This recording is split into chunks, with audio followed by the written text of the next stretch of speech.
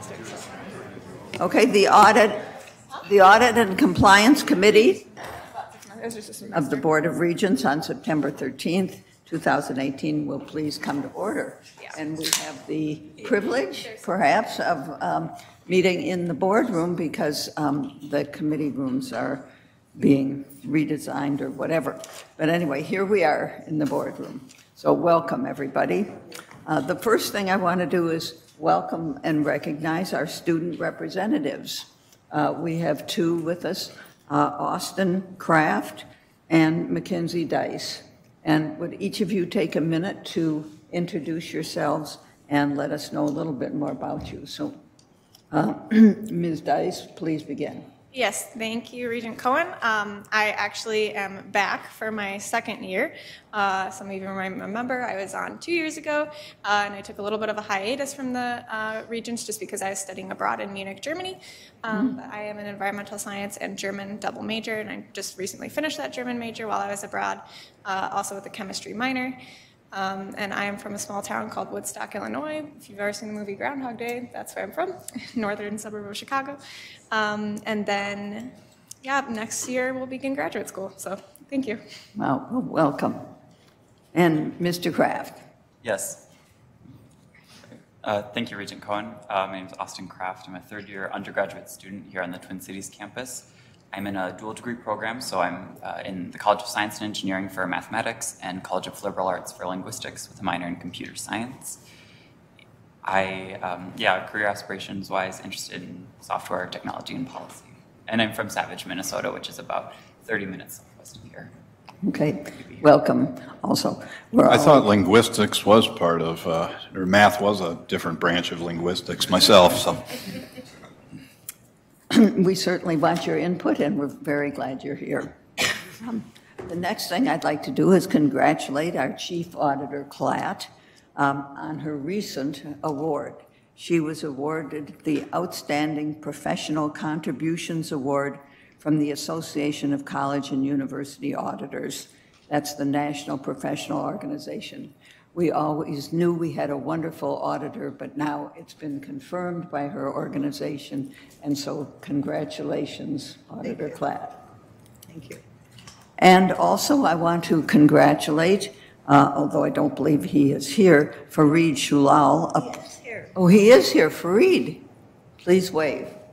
Okay, thank you. I'm so glad you're here. I want to congratulate you on being who is a principal auditor who recently received the Best Capstone Award in his master's degree program at the university. So congratulations to you too.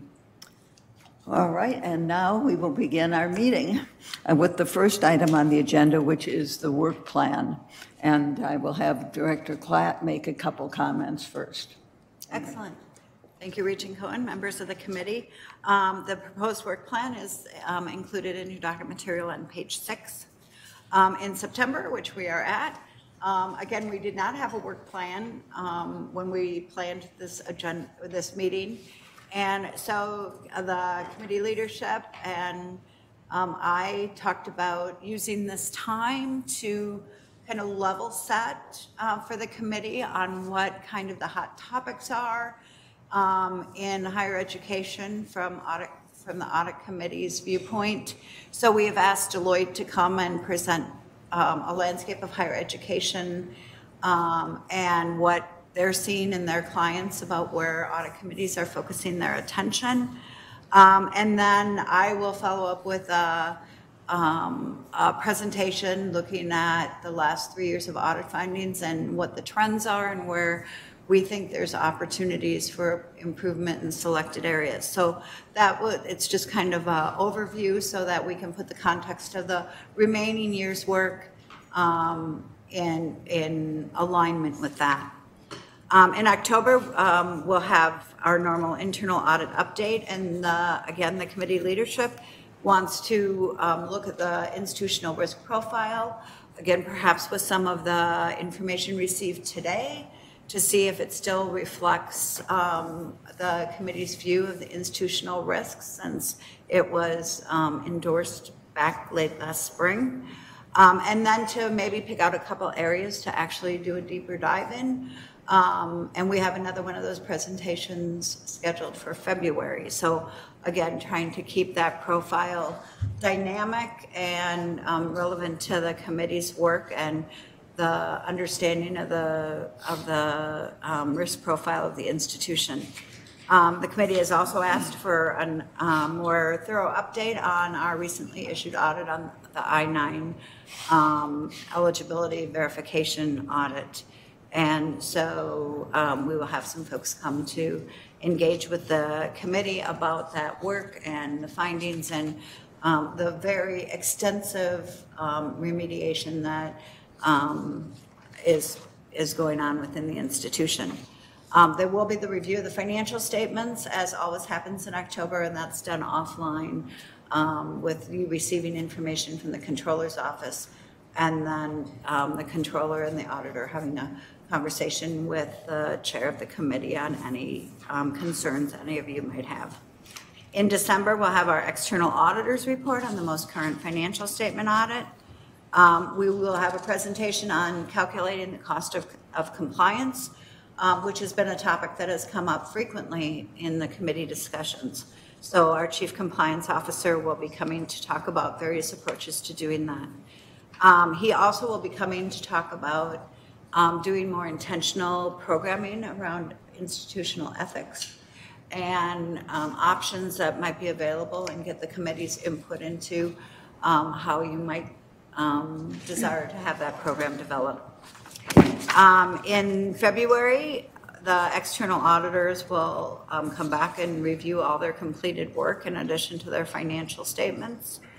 And we will have an update on the remediation of the undergraduate admissions audit findings. The committee wanted to just have a touch point on that, so we built that into the agenda. Again, the risk profile mitigation plans, as I mentioned previously. And we, again, will provide our audit update that will cover audits issued, as well as the status of outstanding audit recommendations. May, we review the services provided by the external auditor and review their external audit plan for the upcoming year. The compliance officer will be coming to actually go through a couple of the compliance risk assessments that his office has begun undertaking, and actually give I know he's reported to you that he has completed those, but this will give you a sense of what's the substance of those and how those are being approached and what kind of outcomes they're having. And then finally in June, as I say, it's always all about me. And so it will be the internal audit plan and our update again. And that should round out a year. We've intentionally kept kept room in the work plan to add contemporary items that might come up throughout the year, so that the audit committee can dive into things as they feel the need. All right, thank you. Any comments, questions, additions, suggestions that committee members have? Regent McMillan. Thank you, Chair Cohen. First of all, what I think is a thoughtful and comprehensive work plan with considerable work that went into developing it. So appreciate that, and thank you and Regent Powell and the administration and our audit team and leader for that work. So I don't see anything missing here. I see a nice strong nod to a strategic and critical priority. I'll channel Regent Powell here with our institutional risk profile work and building on some, I think, fundamental work last year. So very happy to see that, along with the rolling updates. And it's the rolling updates I have a question on. So you've got those built in now for October, February, and June, as I see that. So basically every other month we'll get an update, and not quite, but close. My question is I always focus on resources available to you and your team balanced against the priorities and both emerging and pre-stated priorities for what we need to look at. I hope those are occurring, and I'm not suggesting I want one every month that we meet, but will you be coming to us then in October and February? Because by June, it's really too late. We're already then talking about what we're going to do in 1920, 19 and 2020. But in saying, I'm worried about resources to do this priority, we're behind on this one, we're ahead of schedule here, is that going to be part of that so that we don't just ask you in June and say, how'd we do and how did we resource you? Regent Cohen, Regent McMillan. In each of our updates, we provide a dashboard, and on that dashboard, we communicate how we are perceiving we are progressing against our audit plan. As long as that stays in the green, you shouldn't have any concern. If it gets into the yellow, then we should have a discussion. Anytime that we substitute or feel it's appropriate to drop something from the audit plan as you approved in June with another audit that takes on higher priority, we report that to you in that update. So you should always know how we're proceeding. And when we do it in October, I will make sure I speak specifically to those pages in the update so that you're aware of where to find it in the future. Thank you. Overall, great plan, Chair Cohen. Okay, thank you. Any other questions, comments? Then the only other comment I would make is that in the October plan, we have the institutional risk profile item. And if any of you have those 20 institutional risks, if you have a specific one that you'd be interested in hearing a deeper dive about, please let Maggie know or me know. Regent Powell and I listed a couple each, and I'll throw them out. These don't have to be the ones, but here are a couple. Crisis management was one, the institutional integrity, campus safety, international activities. But we're interested in having your ideas if you have some different ones, and otherwise we'll pick a couple from that list. All right, I think we have yes. Regent Cohen, I would just say you might want to ask that question again at the end of the meeting after we hear what the discussion is today. That might prompt some interest in particular items. So. All right. Okay, thank you. All right, then I think we have a work plan. We do have a work plan. Good, thank you all. All right, so now we are on to the next item, which is really of great interest to us, and welcome to the people who are about to come to the podium, to the table, the National Audit Trends and Landscape in Higher Education. And so I will ask Chief Auditor Klatt to introduce our presenters, and we welcome you very much. Thank you, Regent Cohen. So today, well, let me give you a little background. So again, in September, we don't really have a work plan. So we were thinking about what should we include on this. And I reached out to our familiar to all of you audit partner, Katie Knudsen, and asked if because we had over the last year talked about doing a kind of national landscape type of presentation. So I asked if she'd be able and willing to come and do it today, and she graciously said, of course we can. And so Katie Knudsen, you've all seen her many times before the committee. And with her is her colleague, Cole Clark. I'm not quite sure where Cole came from, but we were worried he would get here because he's here though. Of the hurricane. So we're glad he got out of wherever he came from.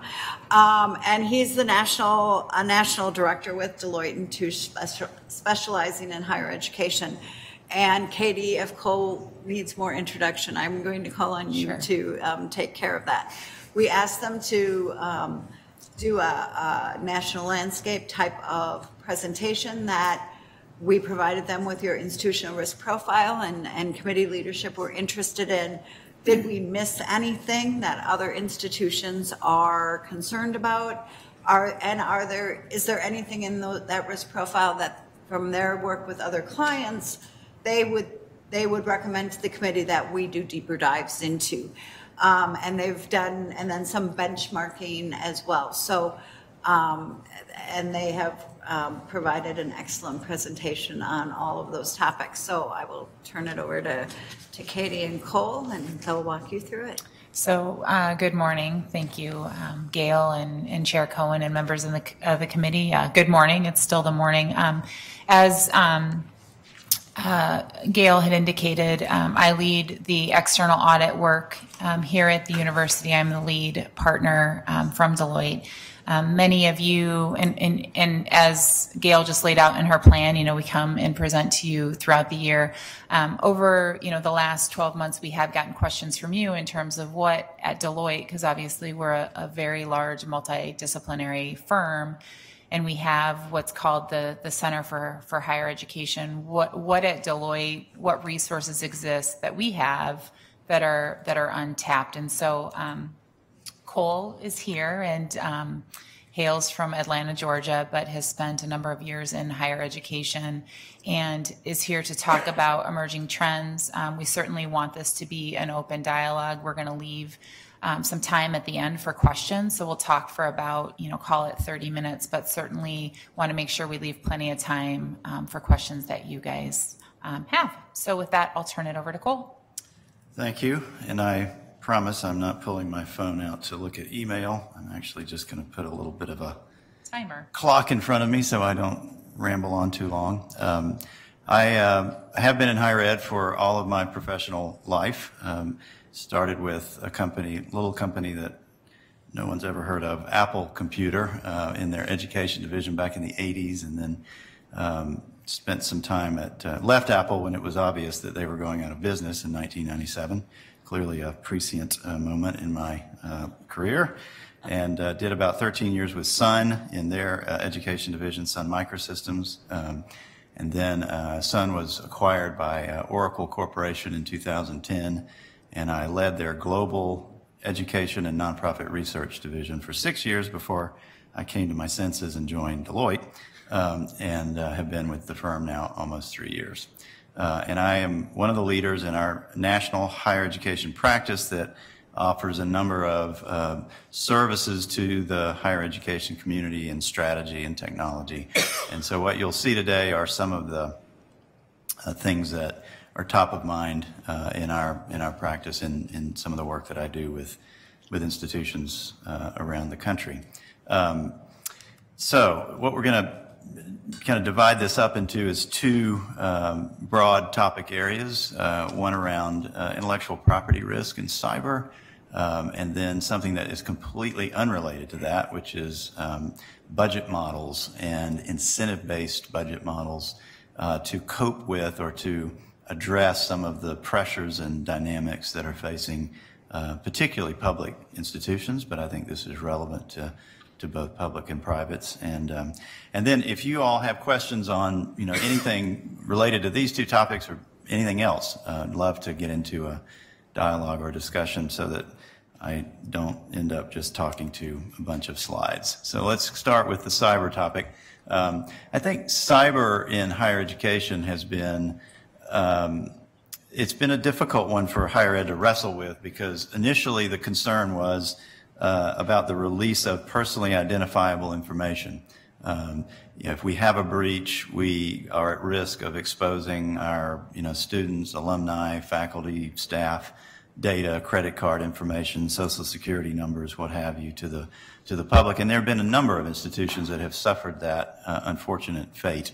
The one that I remember the most vividly was the University of Maryland, had a breach that exposed several 100,000 of student and alumni records, and they had to provide credit monitoring services for several 100,000 individuals at a pretty high cost. But the reputational cost involved in that was even more significant, I think, than the financial risk. But I think we're shifting now from that being the focus, particularly in the R1s, among the institutions that have a significant research enterprise, as you do, to the risk around the loss of intellectual property, the information, the data generated as a result of the sponsored research that you do. Because obviously not only is that loss critical and important to you all, but the sponsors of that research are particularly focused on the protection of that information and not having that get into the public domain, especially those sponsors that might have three-letter acronyms around their agency or department if they're federal sponsors. So here are a few, highlights of some things that have happened in the press recently in this area, but a number of them have been around the exposure of and the theft of IP. And then a couple of other examples. Some of these are related to higher education and some not. The most recent one at the bottom of this slide it definitely involved higher ed. There were a number of contractors that were higher education entities that were receiving, that were the recipients of funding to support research around a supersonic anti-ship missile, and some of that data got into the public domain and was stolen by some Chinese hackers. And this is something that is unfortunately getting to be more common than not. And then here's an interesting data point that just shows you of the top 10 institutions from a research expenditures perspective, where they rank in terms of credentials that have been stolen and appropriated and are on the dark web, and how many email accounts have been compromised across those institutions. It's pretty stark. Your Big Ten friends next door at Michigan have the unfortunate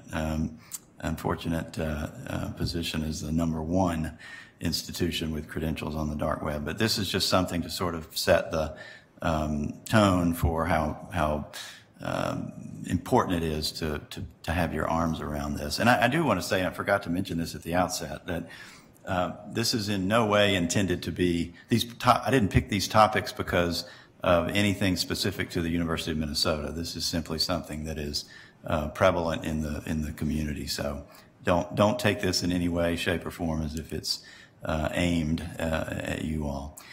I think what makes protecting this information so difficult in a higher education setting is the sort of second sub-bullet under the first bullet on this slide. It's not only the nature of governance and the federated models that exist within universities, but that federation exists across institutions and frankly across organizations in the U.S. and globally. So and again, not that familiar with the variety of research that is done here at the University of Minnesota, but I would say I'm on pretty safe ground to assume that there are collaborations that occur across many different institutions in the U.S. and also with institutions and other nonprofit research entities outside the U.S. So it's that sharing model that makes the protection of this data, as well as the assumption that most principal investigators believe, which is that they are the CEO of their research project or initiative, and that they are in complete control of everything, including the security and the management of that information. That makes any sort of a enterprise-wide approach to this problem quite challenging. And then you have all of these privacy and regulatory statutes that come into play, and you see a number of them listed here, and we're actually going to get into one in a minute that isn't even on this list. So it's a very complex problem and not an easy one to solve. The one that isn't on that previous slide that's shown here, and this is, you get into a lot of acronym soup in this arena, and a lot of people have a hard time coping with it because it's so acronym heavy. But just know that, I mentioned earlier, these sponsors of research are becoming much more critical about the protection of the data being generated as a result of the money that they're expending for this research. And so they're getting to be much more prescriptive about what the institution has to do in order to protect it.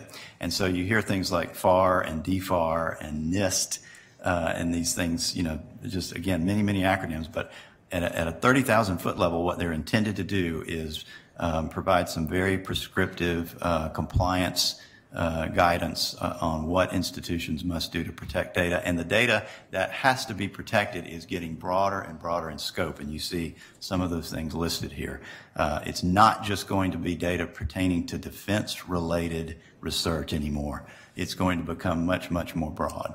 And I think eventually it's going to get into the student data information, which when something called the consolidated FAR, and FAR stands for Federal Acquisition Regulation, when that gets released next year, I think it's going to draw a much bigger circle, and you see some of on the right side of this screen, some of the types of data that will be subject to this higher level of scrutiny and compliance. And so I would argue that while many executives in higher education push this issue down to their IT organization, that this is much, much more about governance, leadership, policy. It needs to be addressed at the board level. It needs to be addressed at the senior leadership level. It's tempting to push it down into the IT ranks because of all that acronym soup that I just mentioned. But this is really a change management problem. It's an organizational culture issue. And the decentralized nature of most institutions, as I mentioned before, what make it so challenging to address. And this is a tricky topic, but I think we're getting to that point where institutions are going to have to be able to sort of know what's happening to the data, meaning they can't take the sort of totally hands-off approach that they've taken in the past and not see where the data is going, not see who's receiving the data, who's sending the data, which starts to encroach in this kind of sacred ground of academic freedom, but it is a very, very important line to walk, because without that scrutiny, the risk level starts to go up. And so there's that balance between privacy and protection. And then the last slide I have on this topic is just a case study. It's an institution that actually at a system level has taken on this problem and addressed it by developing something known as the Research Security Office, which is sort of a one-stop shop for anything security and compliance related in the cyber arena, and really done a masterful job. And we have been involved in helping to set this up in becoming an extension of the research enterprise, basically a partner to the PI, not another administrative or compliance layer, a piece of the bureaucracy that these researchers then feel like they need to find a way to work around and resist, but actually an enabler. And that's back to that change management topic that I was on earlier, and that's the hard part about getting this right. You can stand up all the technology in the world, but if you can't get your people to understand the need to kind of change their the way in which they operate, that technology is not necessarily going to do you much good. So let me pause there. Chair Cohen, maybe we'll stop right here before we go on to a completely separate topic to see if there's any questions specific to the cyber discussion and risk within research. Sounds like a good idea. I would imagine that there are some questions, comments. Yes, Chief Auditor Platt. Regent Cohen. So a comment or additional information.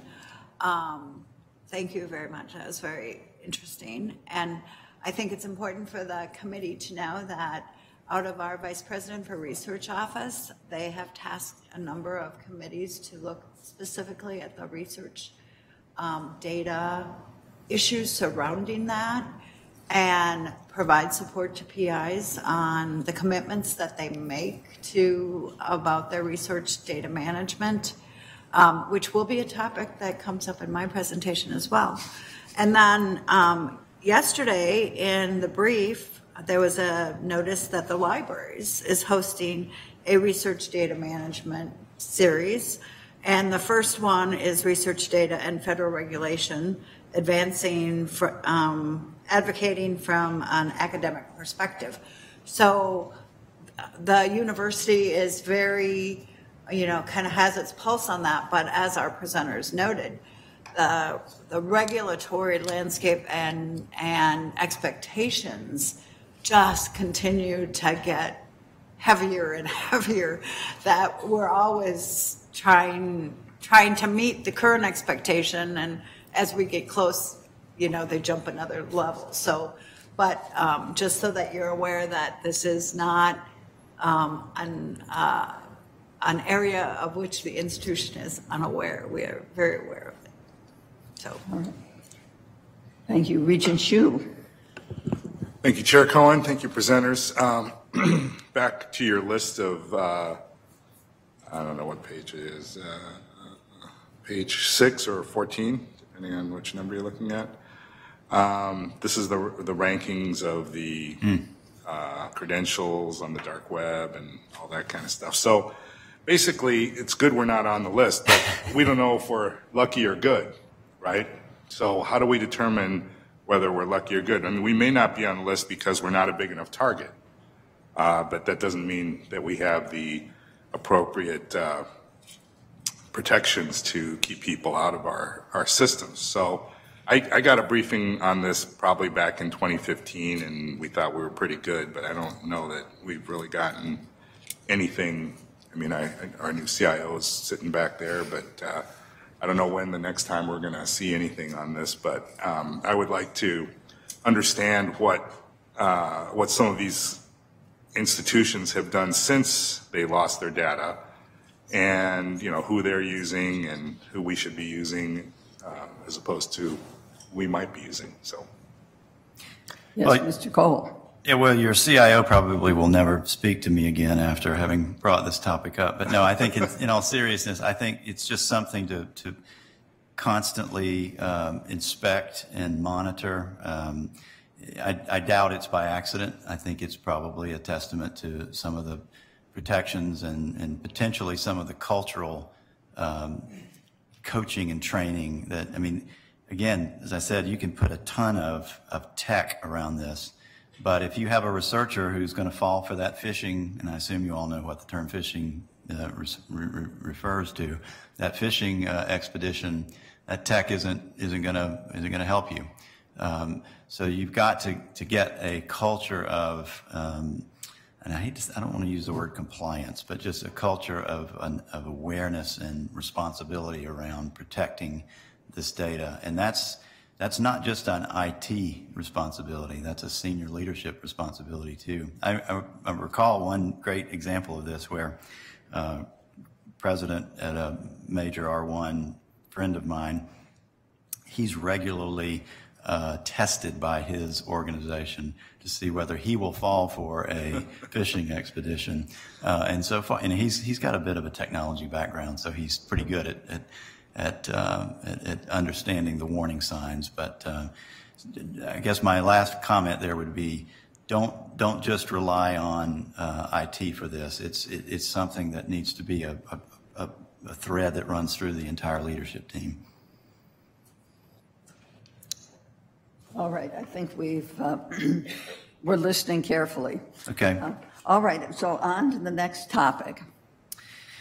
And I just want to say 30 seconds about your comment, Gail, is the compliance side of this has been there all along. It's the teeth behind what these sponsors are doing that's changing. They are serious about pulling research funding for non-compliance. Whereas before, I think, there was a lot of paperwork that you had to fill out, but at the end of the day, the consequences were not that significant. They are going to become they are already very significant, and they're going to get more significant over time. So enough said on that topic. I will now move on to the scintillating topic of budget models in higher education. And while this is very wonkish and down in the weeds, I think there's some things that are important to take away from this at a 30,000-foot level, which is these can become tools for reorganizing the way the institution thinks about entrepreneurship, incentivizing the units and colleges to do things in a way that generate new sources of revenue, that find new students, new classes of students, and creates an environment where you start to see a lot more innovation than in the past. And so that's why this notion of rethinking the budget models in a higher education institution are becoming so prevalent, because as traditional funding sources begin to diminish, there's a need for incentivizing the schools and colleges to think differently about the types of individuals that they want to recruit and the types of programs they want to offer. So if I could kind of leave you with that high level message about what this is all about, it's that. And so focus in on the incentives and outcomes boxes on this slide. The sort of easy path from a budget model perspective has traditionally been what's known as an incremental. I'm going to fast forward here. This number 2 budget model on the screen. This has been the kind of the path of most universities, which is a centrally managed allocation of funding to the units and colleges from all the different funding sources: tuition, research, auxiliaries, et cetera. Now, in a minute, I'll show you a slide that shows how the kind of Big Ten falls in across these buckets. But there was this big push over the last decade towards something called responsibility center management, which I'm sure many of you are familiar with, to try and drive that budget and expenditure responsibility down to the schools, make them responsible for managing their budget performance, and allow them to retain the spoils of being innovative and creating new revenue streams. But what that swing to RCM has done, in my view, is it is robbed the center of its ability to harness scale economies for those things that need to be provided centrally and not duplicated over and over and over again at the school level. So we see a lot of examples of institutions that have taken this RCM thing to an extreme. Number 6, ETOB, or each tub on its own bottom, has a kind of a funny name, but it's really an extreme version of RCM where the institution becomes like a holding company for a bunch of different schools, and the center is starved to death of any resources to fund those things that are, frankly, better delivered in a central sort of shared environment than duplicated over and over again. So I'm going to back up here to some of the current state themes. And again, back to my earlier caveat, this is not intended to be a commentary on the University of Minnesota, but what I've seen traditionally is that these historic incremental models tend to sort of take on a life of their own. They become precedents, and it's a very, very status quo mindset. The other problem is that many of the financial management systems in place in higher education today simply can't provide the kind of data and insight needed to enable these more entrepreneurial or incentive-based models. So even if you wanted to provide, more accountability and responsibility down at the units, they don't have the tools at their disposal to manage their business effectively. So there's a bit of a technology and finance system maturity challenge involved here too. On number 6 on this slide, this is another one that I think comes up quite frequently, is that there's, I mentioned historical precedent and status quo. There's one of the dangers to this incremental model is that it begins to make it very hard to dial down anything. I'm sorry, it was number 3 on the previous slide. I apologize. So there's this sense of we'll start up a lot of new programs, but we don't have a mechanism in place to take a hard look at what we should think about potentially retracting or even eliminating as the needs of the market change. And so that's another good reason why a reexamination of the budget model is in order, because we need a way in which we can be nimble about saying, yes, these new programs would meet some needs that are out there, but we also may want to think about dialing down some of the existing programs as a way to fund some of those new initiatives. Back to this slide, this sort of shows you in a graphic way the centralized command and control versus decentralized scale or spectrum of these different models, and then how the allocation of resources are made, whether they're formulaic in nature or based on historical precedent.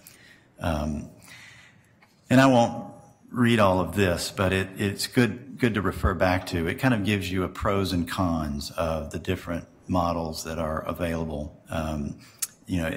Focus in here on the RCM segment. It goes back to what I said earlier. Central tends to be starved in these models, and it's very hard to it's very hard to govern some unintended consequences. For example, the engineering school, teaching an English course as a way to develop revenues for themselves. So you start to see some of these duplications of effort that make no sense, but because you've created these incentives, unintended consequences crop up. Here's an interesting picture that just sort of shows you how the institutions across the country fall as it relates to these different models, and the Big Ten is depicted in the blue column. It's really basically right along the incremental and RCM lines, and about half and half fall into those two categories. And I think that's all I had in terms of prepared remarks. I know I'm running a little bit ahead of time, but if you have any questions on this topic, we can talk about that, and then maybe if you've got other topics that you wanted to talk about, I'd be more than happy to take your questions. All right, thank you very much for that presentation, Mr. Clark. Let's have discussion on this particular topic, and then if there's a broader discussion or questions, comments, we can move to that. So are there any comments or questions on this topic that we're on, the budget models? Yes, Provost Hanson. Thank you, Chair Cohen, and thank you for the presentation. I just wanted to add about the various models, since it's always a topic of conversation here among our faculty, that although I find the chart useful, I just wanted to insert that there are lots of ways of affecting the operations of those that don't have anything to do with the budgeting exactly. I mean, Indiana University was the first public to adopt RCM, and we had many of those unintended consequences initially, and they're very problematic, but the way in which there are fairly easy fixes to them, a strong curriculum committee that prevents the School of Science and Engineering from offering the English courses. We did have French all over the campus initially, and you can put in a provost fund, which we had, a substantial provost fund off the top in order to make sure you can make allocations according to campus or university priorities as well as the school's priorities, and that also keeps the schools a little leaner so they may have to do reallocations. So I appreciate the clarity of this, but I do think that the only levers here are not budgetary ones, they're ones that impact the budget. No, you are absolutely right, and in fact, you bring up a point that I should have made earlier, which is these are not substitutes for good governance, and they are intended to be supportive of a good foundation on governance. I'm working with an R1 right now, trying to think through exactly how to approach this, and it's very tempting to want to make the model do all the work, and that's just not practical. So I think you're absolutely right. A strong governance layered on top of whatever model you select is essential in order for this to work well. If I may say so, both governance and careful administration and the other elements of the university besides the budgetary elements. Indeed. Regent Hsu. Thank you, Chair Cohen. So you have us listed under RCM, I believe. But I also think we bear a lot of types of behaviors under the incremental model. So I think we may be a hybrid, but in any case, I think we need to rethink how we do this. And, I don't know if that's the purpose of having this in front of us now, but I think at some point we need to look at how we do our budgeting. And because I think there are obviously things that are occurring in our budget that are not what we intend. So I don't want to belabor this, but I just want to make sure that we kind of preserve this topic for maybe another committee, or, I mean, maybe it's more of a finance discussion, or I don't know where it goes, but I'm glad that this kind of came up today. Thank you. Yeah, there's definitely no two institutions' budget models are alike, and so it's actually very difficult to kind of categorize them, because if we were to take kind of a purist approach, they'd probably all fall into the hybrid space. There's no two implementations of RCM that look exactly alike. This was an intention, or this was intended to sort of say what do they most sort of lean towards. But what I have to say, what I've found over the last few years is that the mission of the institution, the culture of the institution, it's all unique, and you can't be prescriptive or formulaic about this. It has to be, and there was, unfortunately, I didn't cover this slide at all, but if you go back to one of the earlier ones, which is, if you in fact are going to embark on a review or an introspection of this, I kind of outline here some of the things that need to be thought about, need to be taken into consideration. And the guiding principles are on the right here are the ones that I would highlight. All of this is going to be very unique to the institution, not something that I think you can go to a handbook and just sort of tick it down a list and say, okay, we need to implement X, Y, and Z. So it's very important to be thoughtful about this, and it's very important to have a steering committee that's representative of number 3 there on the list. Yeah, key stakeholders, a broad representation from the schools and colleges, because anything that you change, as you probably know, Provost, is going to have short and long-term positive and negative consequences. And so you have to kind of start thinking at a get individuals, get the deans to start thinking about not only what's good for their school or college, but what's good for the long term for the university, for the institution, and get them to be invested in that discussion rather than trying to go through some sort of a formulaic approach. Okay, thank you. Regent McMillan. Thank you, Chair Cohen. I'm finding this to be and as I read the materials ahead of time, an incredibly insightful and helpful approach to our broader governance responsibilities.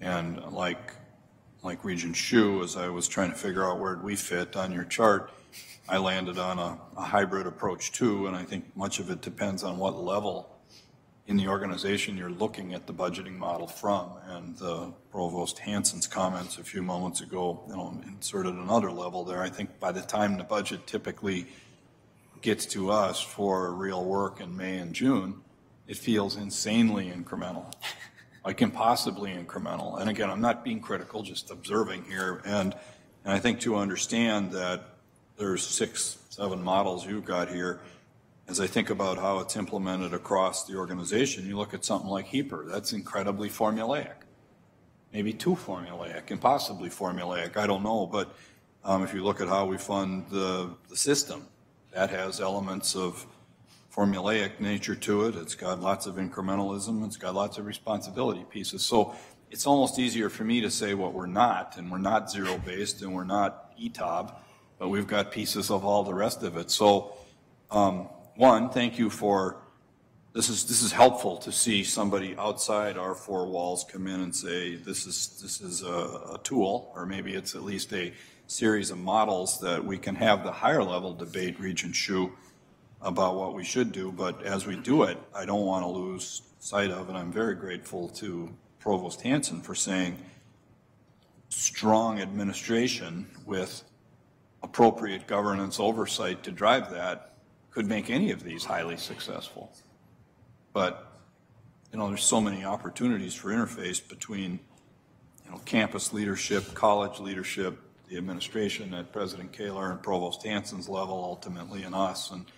And I don't know if I have anything I want you to add to it other than I think we would benefit as a board, and it quickly drifts beyond audit committee, I think, to seeing and hearing stories like Provost Hanson just shared about Indiana, and what can you share with us about what you see in a best practice world where the evolution is continual and no two models are the same. So I would be interested, maybe not right now, but at some point in hearing where you've seen really good models. Happy to do that. All right, yes, Regent Omari. Thank you, Chair Cohen. As Regent McMillan was making those comments, it makes me think that it might be an ideal time frame in the next 12 to 18 months in linking it with the strategic plan as well, as that continues to form and then takes off in the coming future. All right. Well, clearly you've raised some questions for us as well as given us some answers, and we really appreciate your comments and insights that you've delivered. So thank you very much. Much appreciated. Chair Cohen, just for a couple more minutes, Cole was going to talk a little bit about there's a recently issued white paper that I think the board would find very informational, which we will pass out, and then there's also some work going on that will be issued in October, so I thought it would be helpful just to understand some of the other sort of emerging topics that we're working on within the center. All right, certainly. So, as I mentioned earlier, the primary role I play in the firm is as a leader in our client service practice, but we also have a think tank and research entity that we stood up about 2 years ago called the Deloitte Center for Higher Education Excellence. You can Google that and find our website. And we draw on expertise from individuals in our client service practice as well as from organizations outside like EDUCAUSE, NACUBO, the Georgia Tech Center for 21st Century Universities. I'm trying to think of some others that we may have collaborated with, but those are the three that are coming to mind immediately, to develop, to engage in research and develop white papers and thought leadership on topics of interest to higher education.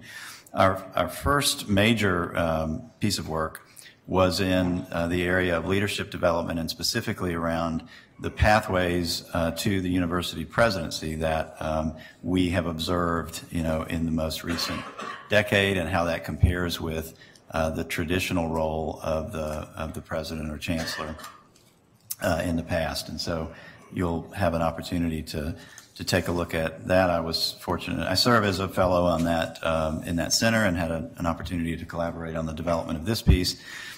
We did some smaller pieces with EDUCAUSE on the cyber risk and governance topic. I don't have hard copies of those, but if you'd like to go to the center website, you'll find those there. And then our next release, which will be coming hopefully in the October timeframe, will be a look at the futures, plural, the S being in parentheses, for public higher education in the U.S. It's specifically an outlining of some models that my colleagues and I have developed that we think are viable for the publics, especially the regional publics that are struggling the most right now in terms of being able to continue to serve their constituencies given the significant drawdown in public support for higher education. So look for that in the fall timeframe, October, hopefully early mid-October. All right. Well, thank you not only for your presentation, but for this, which I'm sure will be our homework, and everybody on the committee will be reading it, and for your comments. And so thanks very much. Thank you. And now we will move on to our last item on the agenda, which fits right in nicely, I think, with this topic that we just had, which is the overview of audit results, the trends and opportunities. And so our Chief Auditor, Klatt, will make the presentation with our Master Degree Program Award winner. And please.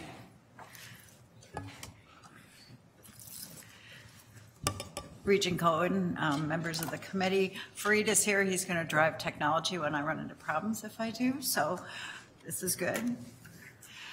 So what I wanted to do today, you all get nice little audit reports dropped into your email accounts periodically, and you see 30 to 35 of those every year, and they're fulsome and all that. But it's perhaps an unreasonable expectation that you remember all those audit findings and what they tell you about the institution, getting them piece by piece. So we thought, for the purpose of this meeting, of kind of taking a step back and saying, so what does the institution look like from its control environment, and where are its strengths and where are its opportunities, that we could use this time to help connect some of those dots for you. So what we undertook was to do an analysis of the audit findings over the last 3 years. And these are the findings that were included in the report. This does not necessarily include the remediation that has happened. So some of those issues, there's been improvement, as we would expect. We wanted then to take all of those audit findings and identify the activities that generate the preponderance of them. What things perpetually come up during internal audits. And then take a further step back from that and determine which of those activities that generate preponderance of findings have an underlying systemic nature, that they span the institution across the entire system. And then finally, we wanted to highlight the 10 to 15 activities that could be improved with systemic control improvements. So here I want to stop and just cover yet again, I have mentioned this many times over the years with the committee, but many years ago, actually now many, we had a business activity that was handled in most of our various units in our accounts receivable area. That means people sent out bills, they received checks, they handled cash, et cetera, et cetera. For the most part, those activities were extremely poorly controlled. It's a complicated business process to manage, requires a certain amount of people to do it well, et cetera. The good news is the risk was very dispersed throughout the institution because we had it so many places, and it was relatively little in every place. So it was one of these areas that was a preponderance. Anytime we knew somebody did accounts receivable, we could just pull out a finding and put it in the report because it was going to not be well controlled. So the administration made a decision several years ago to implement the accounts receivable module in PeopleSoft, which we own. And they did that, and they have over the years continued to bring units, accounts receivable activity into a centralized function. Today, that centralized function operates very efficiently, very well controlled. We don't have that activity in units, so we have eliminated a great amount of risk within the institution. So it's in that spirit of where are those 10 to 15 things that if we could find a way to address them, we would reduce the risk within the institution. So that was our goal. So we'll see how well we've done at the end. So some level setting before we begin. First, we are going to be talking about opportunities, common audit findings, et cetera. But remember, the university is generally well controlled. We do not have a weak system of internal control within the institution. These are purely pockets. To this point, I want to review with you some of the information we shared at the June meeting about institutional audit results. So here's your control evaluation that you see with every audit that we compile for the institution as a whole. And you can see, with a couple exceptions, generally, major activities are appropriately controlled. This kind of breaks it down by the various pillars, and we're using these same pillars in our presentation today. And then the assessments of individual audits that were done between fiscal year 16 and 18. And again, you can see the preponderance of the green that indicates controls were in place and operating effectively to mitigate the risks of those units. So I just want to briefly go do an overview of the audits that were included in this particular analysis. Now I have to put my glasses on to read my notes.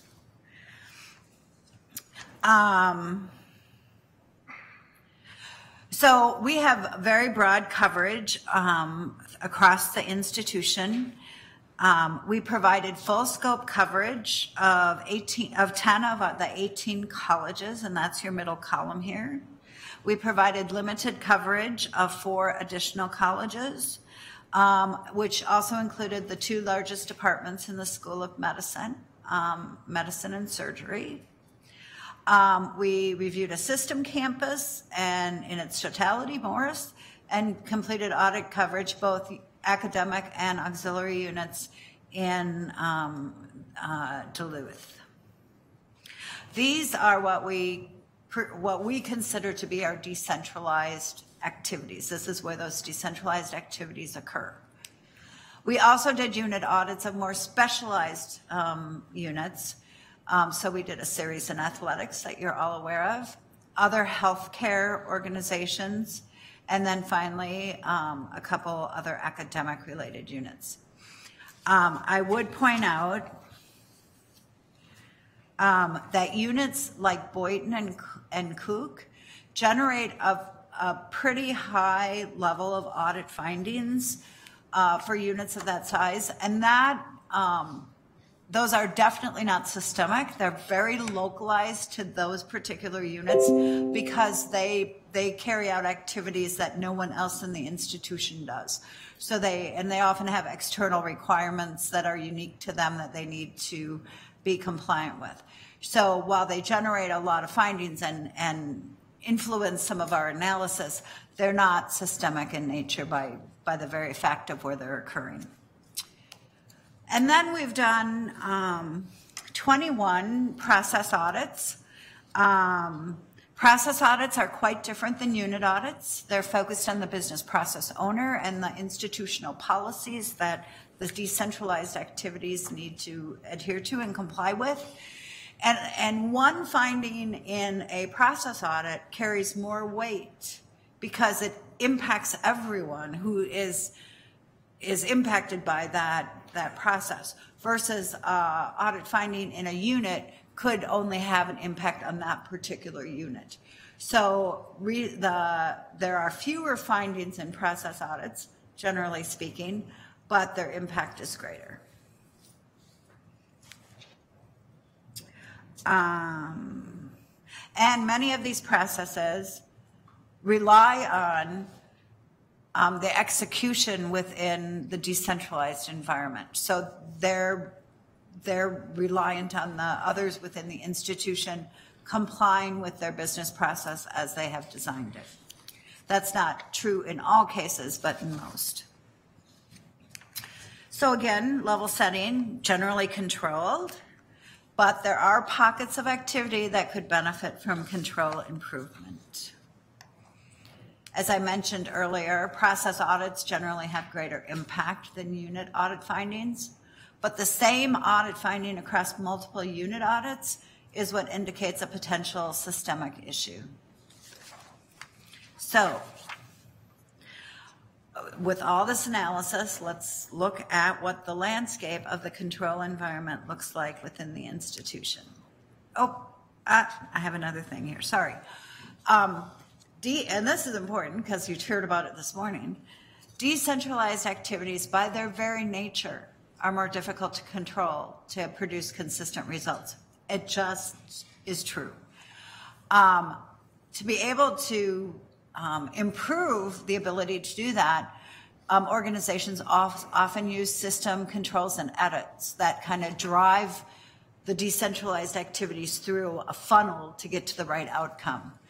And decentralized activities benefit from robust centralized monitoring where that activity is reviewed periodically to identify if all the activity looks appropriate and reasonable given the various processes. All right, so now, landscape of the audit findings. So we took all of our findings. We did not, for the purpose of this analysis, we did not weigh the essentials and the significant findings differently as we counted them. We counted them all equally. But as we looked at the systemic impact of them, that's where the various weighting of the significance occurred. We've broken the findings down into their kind of operational pillars. So you'll see finance, compliance, technology, sponsored projects, user administration as various categories. And we're going to drill down to each of those. And I'm going to start with maybe one of the littlest. And when they come up on the screen, remember kind of, if you can, where they plot on this grid here, because they'll all look kind of the same when I bring them up. So sponsored projects, which is in the small section in the lower right-hand column of the landscape chart. We really have no systemic issues in the area of sponsored projects. Our sponsored projects processes work very well. Folks are well trained on them. There's checks and balances that work pretty appropriately.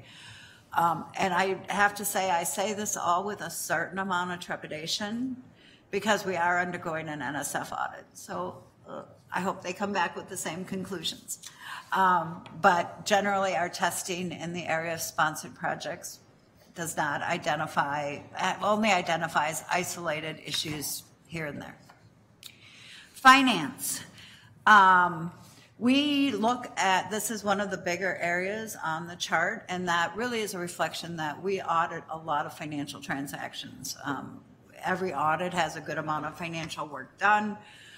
For the most part, none of the issues that we identify in the financial business processes are systemic in nature. They're very isolated. They're one-off issues with a particular transaction. I would say the largest area that generates findings is travel, and we're implementing a new travel system that I think is going to resolve many of those issues. We have some timeliness issues and minimal, but we find them frequently, documentation issues, but nothing that gives us pause, with the exception of contract and contract management. All contracts are managed on a decentralized basis at the university, and there's little guidance to provide contract owners as to what is expected to effectively manage a contract. We've done audits of the university major contracts and review contracts during unit audits as well. And the quality of contract management varies significantly across the institution. We often find that there's little monitoring to ensure contract terms are being adhered to, both by the university and by the vendor. And in our audit of large contracts that we did several years ago now, we found that 50% of the contract owners weren't even actually monitoring the contract terms. The Senior Vice President of Finance and Operations recognized contract management as an opportunity very soon after his arrival at the university and instituted a contract management directive in 2017. The goals of this were to define contract criticality, define appropriate contract management processes, identify contract owners, and develop ongoing monitoring procedures. This initiative is being directed at the contracts that are owned within the Senior Vice President's portfolio, which include 11 of the 12 contracts determined to be mission critical and 201 of the 245 contracts that are currently being tracked. These processes are going to be put in place over that population of contracts and then will be broadened to other units that have significant contract responsibilities, the next largest being athletics. So we should get the benefit of that improvement as well. So in the area of financial, that's the one area where there's certainly opportunity for systemic improvement. Student. Student is interesting in that the issues related to admission practices are systemic in nature, but they're localized to one unit, which actually, helps us be able to address those in a very focused manner. The one unit that we would view as systemic and decentralized is the area of scholarships. And outside of admissions, the awarding of scholarships is very decentralized. There are no standard processes or documentation practices that exist. And it's difficult to really determine how many unused scholarship dollars are residing in departments and colleges. And no standard way for determining financial needs of students. So we find that each college has its own ways of looking at scholarships, and that some consistency could be beneficial to just make sure that everyone is aware of how scholarships are being awarded and distributed. In the area of compliance, we have a number of areas. The reporting of misconduct is probably one of the two top audit issues identified. Find it in almost every audit. And I have mixed emotions about that. On the one hand, I know the vehicles for reporting misconduct are very visible on university websites and literature. They're not hidden whatsoever. So when people say they don't know how to report, my sense is because they don't have a need to report. That if they needed to report, they could find it. So I'm not sure that it's necessary that 90% of our employees say they know how to report. It just might not even be on their radar screen because they don't have a need. So I wouldn't say that that's a huge systemic problem. But I do know the Office of Institutional Compliance has used many vehicles to raise awareness and is looking at doing some more since we just went to a new reporting line vendor. So like I say, it comes up all the time, and I just don't know if I'm concerned about it or not. In the area of safety of minors, the university has a very robust policy around safety of minors that's relatively new. It requires that programs be registered, that background checks be done on employees and volunteers, and that required training is completed. We find in those units that have safety or minor programs that there's a lack of compliance with each or all of these requirements in those programs. We also find that there's often a lack of notification of outside organizations that utilize our facilities, and they're required to follow the same requirements as our own programs. And that often has not been communicated to those organizations. The Office of Institutional Compliance did a compliance review last year and found similar issues. The policy is owned jointly by the Provost Office and Human Resources, and a task group has been charged with going out and reviewing a select number of these programs each year, and their results are fairly mirroring ours. So I think there will be some conversation about how to structure a more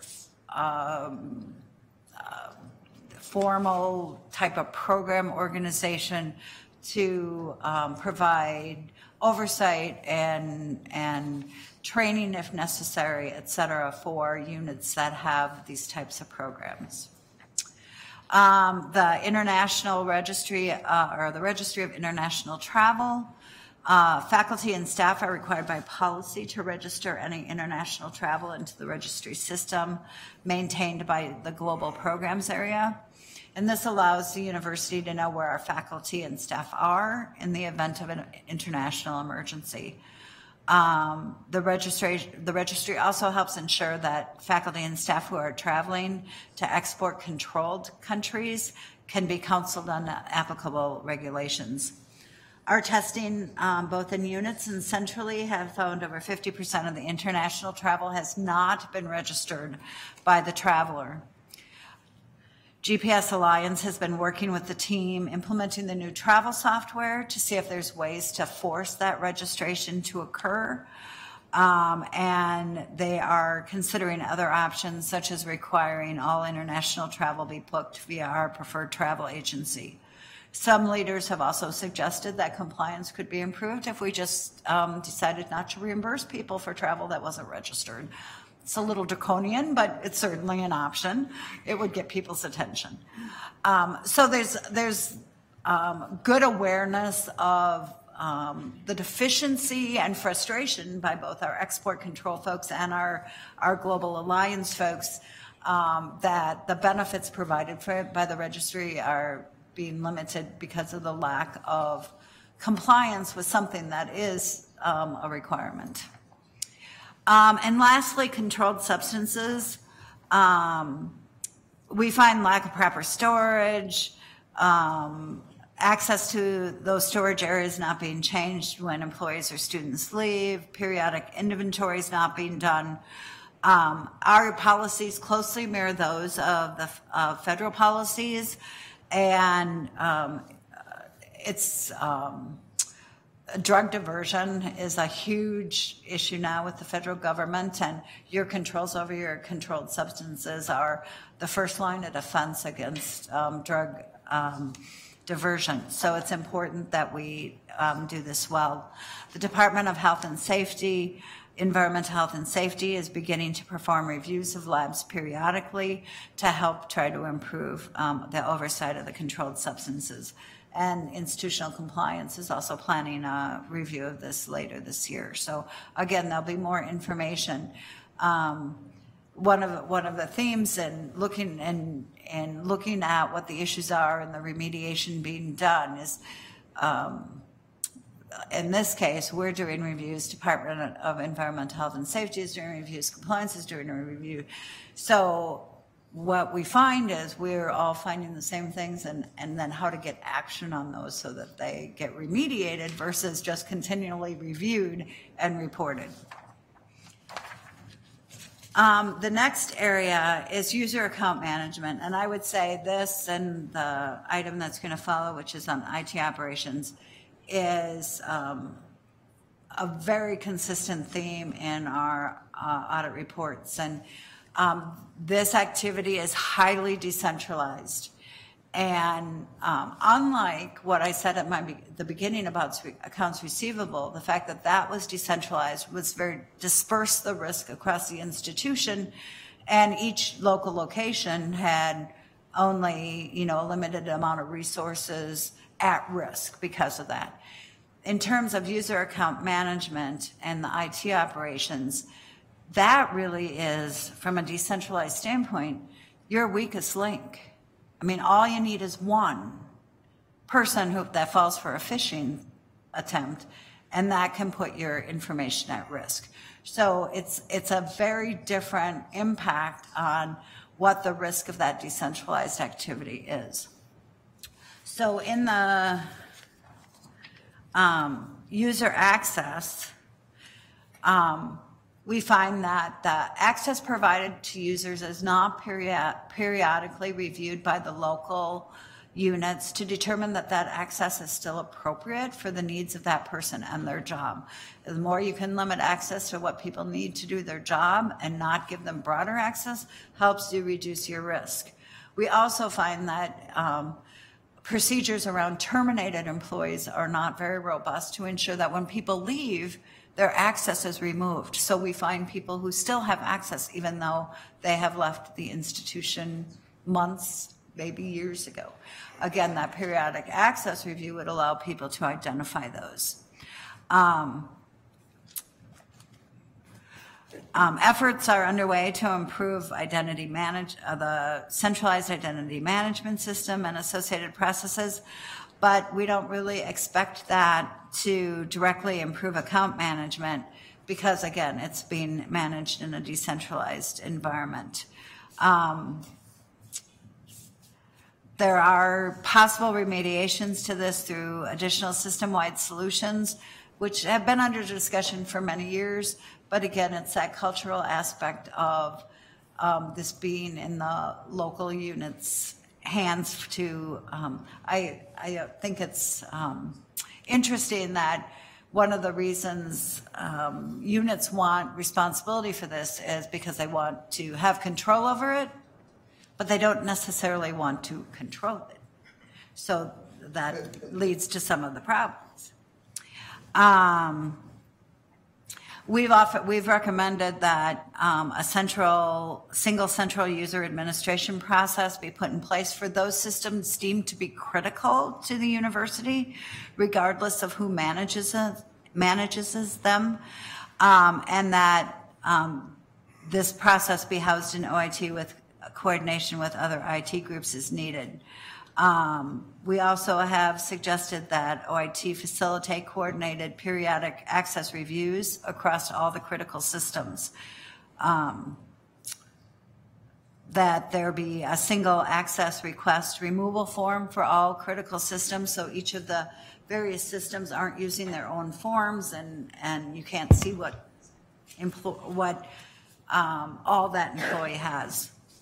And then to coordinate with HR, so all terminated users or users that transfer departments automatically have their access removed and then can get re-requested by their new unit. In the area of IT and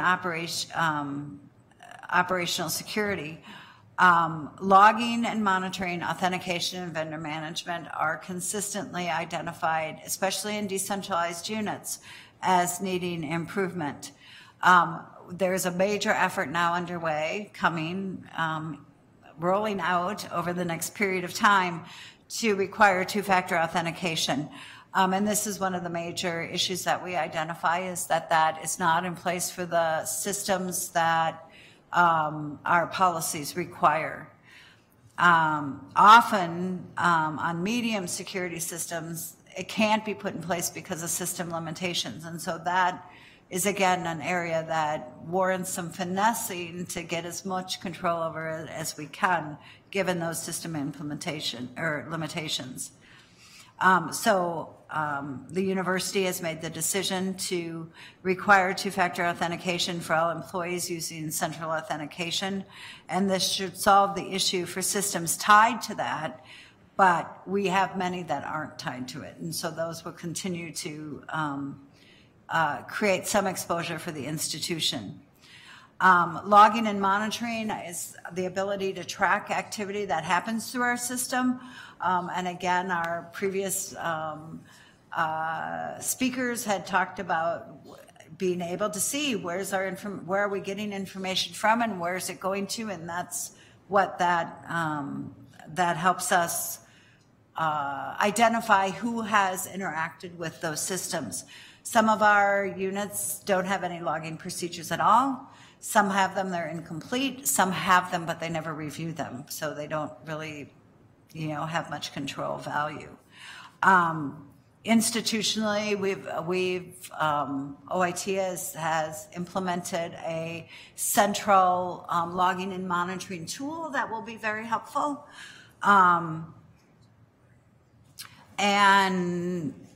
We have recommended that systems that don't have logging capabilities should get additional scrutiny before we buy them. It's difficult to, buy something and then find it's missing a major control mechanism that would be beneficial to the institution.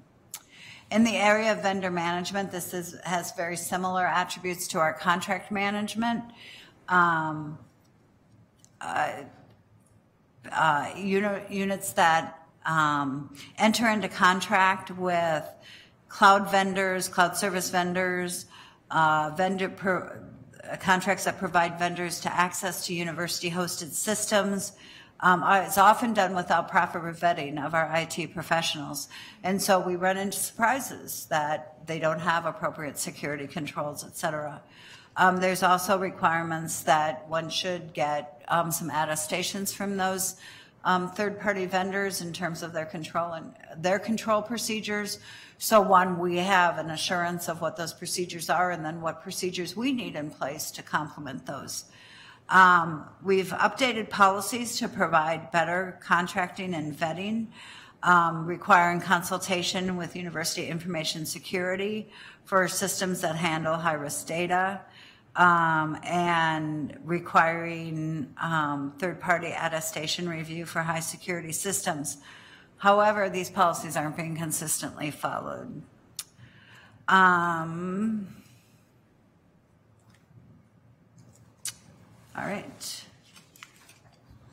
Last is payroll and human resource data and processes. This is the area where it's a very sticky wicket, because by the very nature of the activities, it almost requires to be decentralized, because our people are in our units. And so these practices that hire these people, pay these people, terminate these people, reward these people is all done at a local level. However, we have many of those activities are governed by complex rules, utilizing a complex system, and that creates difficulty in achieving consistent and accurate results. So in terms of payroll actions and processing errors, this is one of our major systemic areas. This covers when we overpay or underpay people. We put in augmentations to people's salaries that aren't appropriately supported. We pay people overtime or comp time in an inappropriate way. How we handle sabbaticals, down to data entry errors and timeliness problems.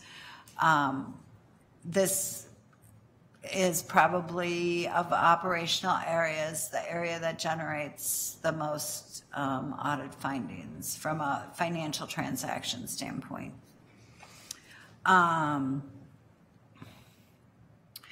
We also, which has some bearing on the processing areas, we have not highlighted the HRMS access, but again, user access, as we talked about earlier, is a consistent problem, and it's true in HRMS as well. And oftentimes that contributes to some of the processing errors. In the category of vacation and absence approval, this is dependent on the supervisor and the employee accurately and timely submitting proper entries and having those be properly approved. We also find that there's more than a handful of folks who have P&A appointments, faculty appointments, who don't record any vacation ever, which is probably unrealistic. So if an absence is entered and is not approved, it goes into a holding spot in our system, and Central periodically, about every quarter, goes in and voids anything that's sitting there unapproved. So they don't know about that absence, whether it was taken or whether it wasn't. So the accuracy becomes questionable. We also have identified that the information that's provided to units to monitor this particular area isn't consistent with the information that's actually resides in PeopleSoft. So units who actually try to monitor are finding it complicated to actually understand what the information is that affects their unit. In the area of time approval, which is part of this as well, supervisors are supposed to approve their employees' time. And in the event that they do not, then time administrators within the unit or the cluster can approve time.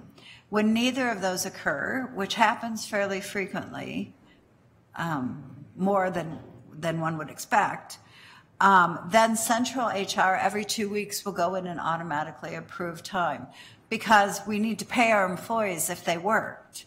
So they need to assume that those employees worked the time they reported, and so they approve them. But again, this is where the decentralized nature of this activity resides, is the central HR unit has no idea what those employees worked. And so we have approval of transactions by folks who don't really have firsthand knowledge of whether that activity was appropriate or not. So a lot of this has to do with the communication within units. A lot of it has to do with folks actually just carrying out their responsibilities that are assigned for supervisors to approve time. So there's some training, there's some culture, there's some system, there's some complexity that all feed into this particular topic. In regards to background checks, I think this is a little bit more straightforward. We have a policy that all new hires must have a background check before they can be hired. All offers are supposed to be contingent on the successful completion of the check. We also, as part of that policy, people who transfer within the university must have a background check if their previous check is more than a year old. So we tested 100% of new hires for a 1-year period, and we found 30% of those hires did not have a background check completed. And for a policy that is a requirement, that seems to be an extraordinarily high non-compliance rate. And of the 70% that didn't have the background, that did have the background check, 17% of those were completed after the hire date. We do have a background check completion date that's a field that's available in PeopleSoft, and a check to make sure that there's a current date in that field before we can enter an individual into as an employee would seem to be a reasonable way to check and promote compliance. Background checks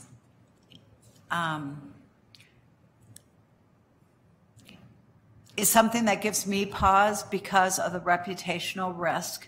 If you have one person that has a problem that you go and you want to know if a background check was done and you find out there wasn't, that's a big reputational problem, especially when you have a policy that says it's a requirement. It would be hard for us to explain how could that happen.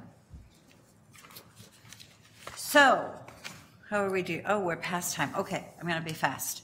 Okay, so our top opportunities that we think are systemic control issues that if we could find mechanisms for reducing the risk that currently exists, it would be a significant improvement to the control environment at the university and reduce our audit effort, which would be great. So in human resources, again, ensuring the accuracy and appropriateness of payroll actions and reducing processing errors. Making sure that our background check policy is complied with and not allowing us to employ people who have not actually had that background check performed. And then doing a better job of vacation and approval monitoring on both time and absences. In the area of information technology, improving our ability to monitor user access, improve authentication, logging and monitoring, and vendor management. In the area of compliance, reporting misconduct, as best we can. Safety of minor enhancements to ensure compliance, to improve the registry of international travel, and especially because this does impact our ability to educate people about export controls, which could be problematic if people don't understand what the requirements are. And then finally, controlled substances. Again, because drug diversion is increasingly a high focus of the federal government. Financial, the area of contract and contract management, and finally, in the student area, to get more consistency around our awarding and documenting and distributing scholarship dollars. Sorry, I ran over. Right. My guess is some of you would have questions and so on, but I think because of our time limitations, I want you all to be able to have a little lunch before we go into the next 3-hour session. That we will save the questions, and if you would get them to Maggie or to me, then we will see that they get to Chief Auditor Klatt, and she will be able to answer our questions. Really appreciate the work that went into preparing this report, and of course, the highlighting of some of the issues. And of course, I imagine the big question that's in everybody's mind, like mine, is how do we get better compliance? Because some of these areas are really important. So thank you very, very much for all the work on it and for the report. And I'm sure there are questions, so please get them to Maggie or me. And committee members, I appreciate your indulgence for not walking out at the appointed 12:30 time. And the meeting is adjourned.